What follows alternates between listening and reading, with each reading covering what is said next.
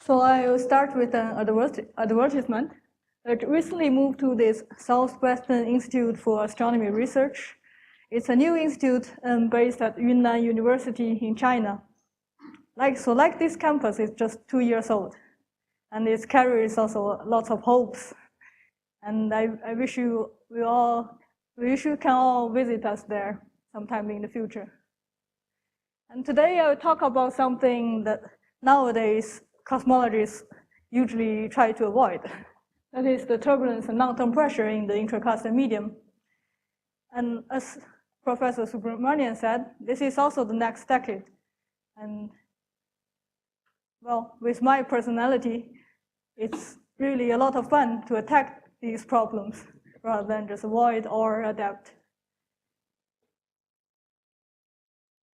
The intracluster medium, well, it's a hot atmosphere trapped by the gravitational potential of galaxy clusters.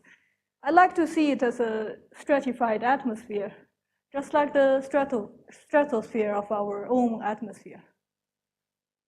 And this balance, static balance with gravity, is really the element number one in modeling the ICM, even if you avoid it. So that's how we can infer gravity from the gas properties. So if we avoid it, that's the underlying reason why there exists those like scaling relations. But also I understand that there's a good reason to avoid it. As you know, that there's a Planck CMB cluster discrepancy. That is if you derive the mass of galaxy clusters from the Aseem effect from the Planck satellite, then you get 40% bias from the mass required to match Planck cosmology. We don't really understand this until now, and there could be many reasons going into it. But it says that cluster cosmology already now is systematics dominated. And there's one non-issue, one non-systematics, and it's an astrophysical one that we know, that is the hydrostatic mass bias. This means we need to consider at least another element when modeling the ICM, that is the turbulent motions. And if you look at the simulations for galaxy clusters, they are really dynamic objects, and they grow by accretion and mergers, and these processes naturally generate turbulence inside it. These then leads to non-thermal pressure and then hydrostatic mass bias when you try to model the gravity. These turbulent gas motions, well, the direct observations are coming.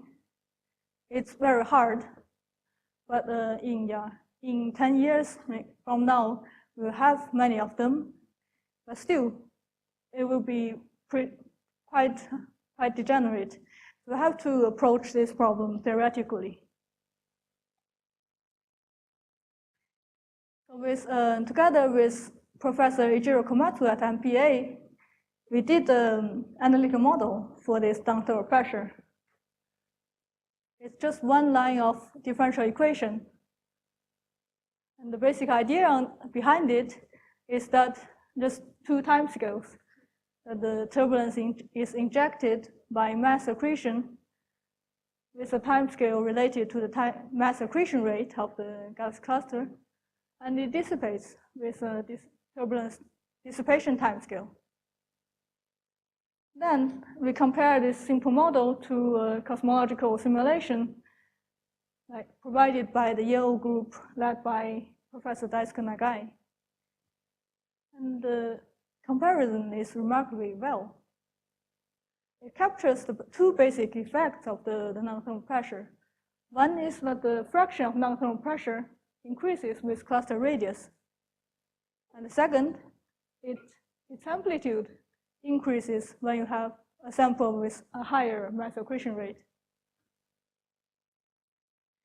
And if you believe that our analytical model is correct, and has captured some understanding of this, then this radial dependence is related to the turbulence decay. And this amplitude dependence is related to the mass accretion rate, so something about redshift dependence and all that. So this mass accretion rate dependence, this amplitude dependence, that's, I think, is not very controversial. It's very easy to understand, and that's the easy thing to imagine. But this turbulence decay, this radial dependence, we were really not so sure about it. And so that's why we want to ask again, so is there really a turbulence dissipation radial dependence connection in this for this non-thermal pressure?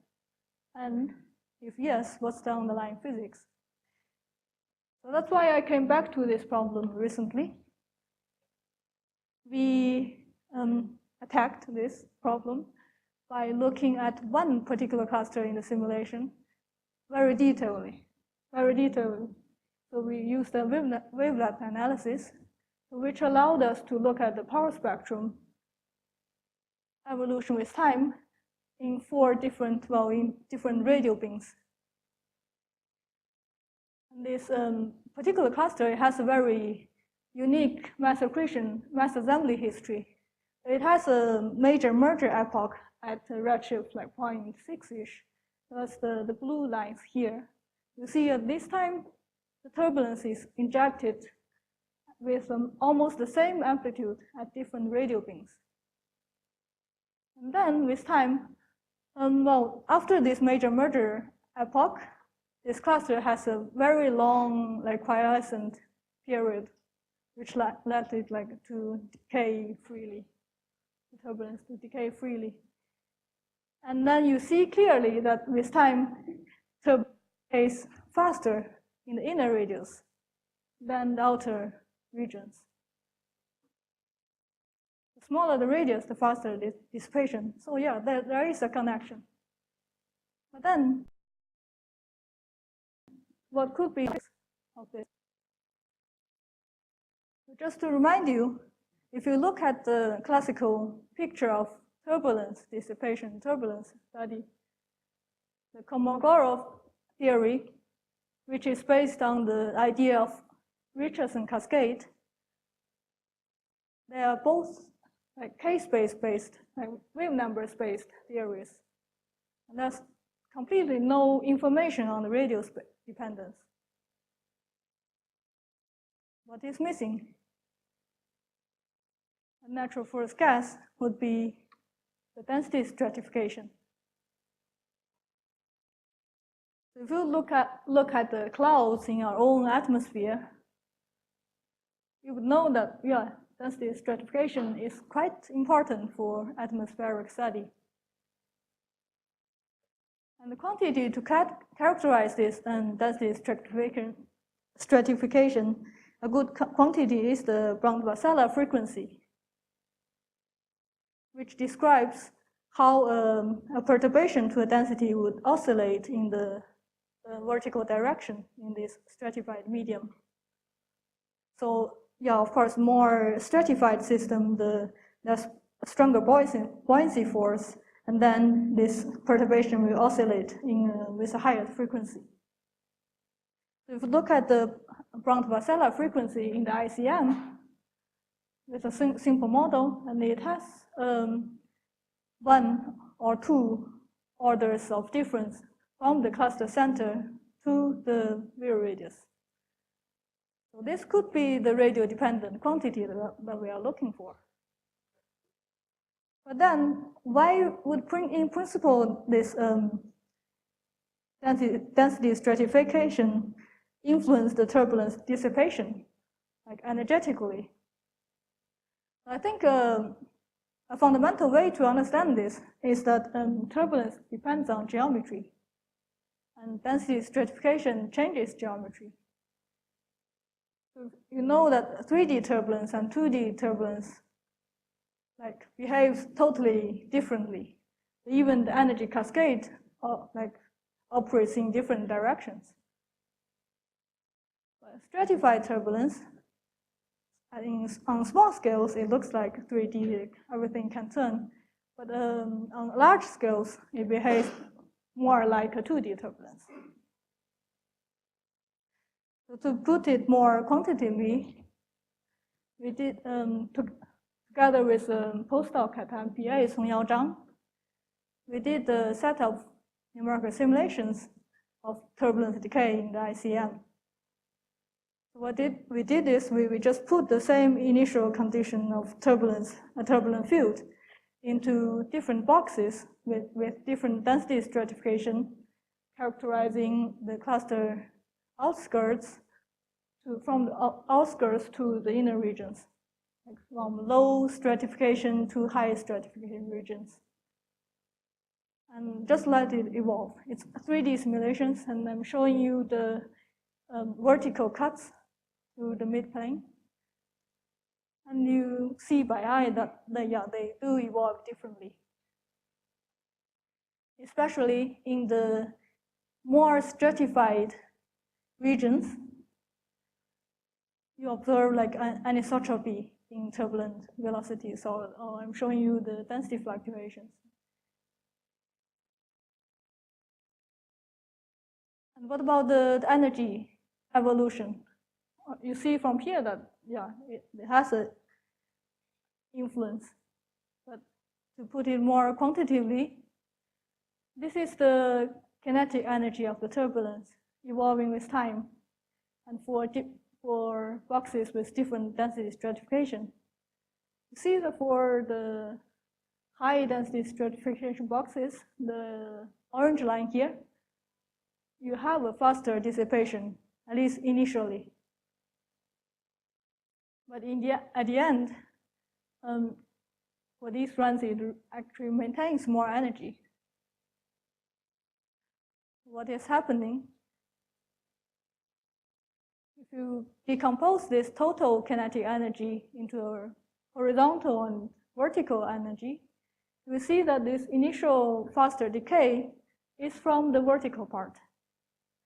And the reason is that there's a conversion between this vertical kinetic energy to the potential energy, which would peak at one Brown-Vasella time, one buoyancy time. And then this long-term behavior is actually dominated by the horizontal kinetic energy. So we imagine that in the horizontal plane, there would be like large 2D like eddies that would be harder to dissipate since you have stratification. In this work, we assume the constant gravitational potential, which doesn't evolve with time. So this would cause the kinetic energy and the potential energy try to reach some sort of equilibrium. But if, in the real case, when you have a galaxy cluster merger, the gravitational potential is of course evolving. And in that case, actually, this long-term behavior may be very different. And I guess it could actually drain the potential energy away and suck the kinetic energy from it. So it will be no more in equilibrium, but like one-way process. And this still needs more further study. So if we look at the two questions, so is there a radio connection, radio dependence and turbulence dissipation connection? Yes. And what's the underlying physics? And we can now say that the radio-dependent density stratification must play a role. And the channel to gravitational potential energy is quite important. Although we need more studies to really establish a full picture. So as a conclusion, a deeper understanding of the ICM is essential for the cosmology in the next decade. And even now, since it's already systematic dominated. And to model the gas motions is quite essential for better inference of gravity. But while doing so, while modeling the gas motions, we again need to take the gravity into account. Thanks.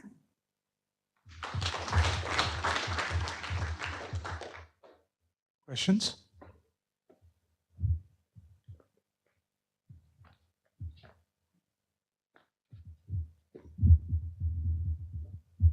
So I wonder if you simulate the synchrotron radiation due to these turbulence, will you see a signature due to this radial dependence? Oh, synchrotron radiation, well. I'm asking because in like low frequency survey, like LOFA, we see this large diffuse synchrotron emission from galaxy clusters that we think is due to turbulence. So if you can like find out some signature and you can compare this with at least I think you can compare with a radial profile from these low frequency survey. Well, it's one factor that goes into it, but it's just one of the several factors, right? So for synchrotron, you also need to have the electrons, relativistic electrons, and that we don't really know so much about it. So yeah, adding all these together, yeah, well, it should be an element.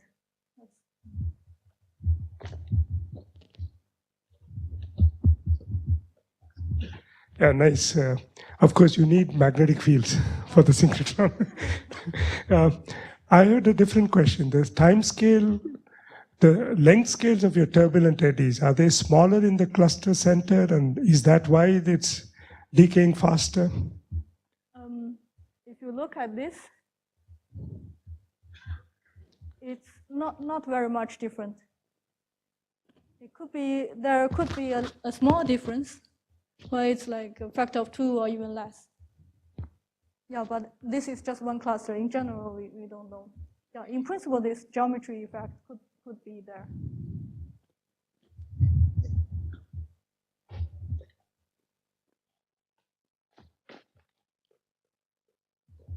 Any other questions? If not, let's thank the speaker.